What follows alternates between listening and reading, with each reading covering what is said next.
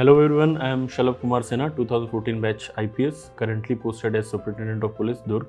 In this video, I am going to talk about the perks and allowances that an IPS officer receives. So, as an officer, once you start your journey, तो जो central government की पे commission के हिसाब से जो आपका पे मैट्रिक्स रहता है उसके हिसाब से आपको सैलरी मिलती है एंड ऑफ कोर्स जो डीए का करंट प्रिवलेंट रेट है वो सैलरी के साथ मिलता है.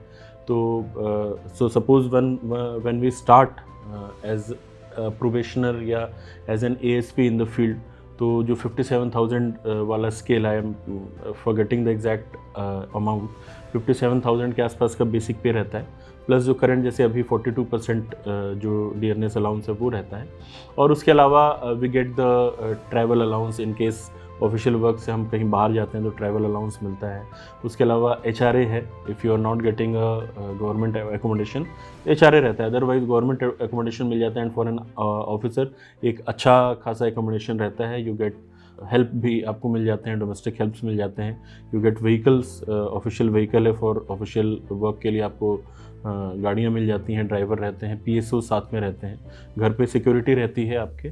और इसके अलावा if you want to go on leave तो साल में एक बार एक ब्लॉक ईयर का कंसेप्ट रहता है, LTC रहता है, जिसमें आपको कुछ 4 साल के ब्लॉक ईयर में एक छुट्टी, मतलब आप अपनी फैमिली के साथ जा सकते हैं.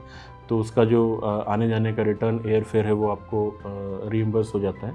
इसके अलावा देयर आर मेडिकल फैसिलिटीज़. तो आपको जैसे आप सेंट्रल गवर्नमेंट हेल्थ सर्विसेज से अगर आप एफिलिएटेड हैं या स्टेट गवर्नमेंट की हेल्थ फैसिलिटी से एफिलिएटेड हैं, तो आप कहीं भी हॉस्पिटल जो हैं एम्पैनल्ड प्राइवेट हॉस्पिटल से वहाँ पर भी जा कर के आपका फ्री ऑफ कॉस्ट कैशलेस आपका इलाज हो सकता है, या अदरवाइज़ जो भी आपने एक्सपेंड किया है अपने ट्रीटमेंट में वो रीइम्बर्स हो जाता है. तो इस तरह काफ़ी सारी फैसिलिटीज़ रहती हैं. And of course I think the सबसे बढ़िया जो प्रिविलेज होता है वो ये है कि लोग आपको पहचानते हैं.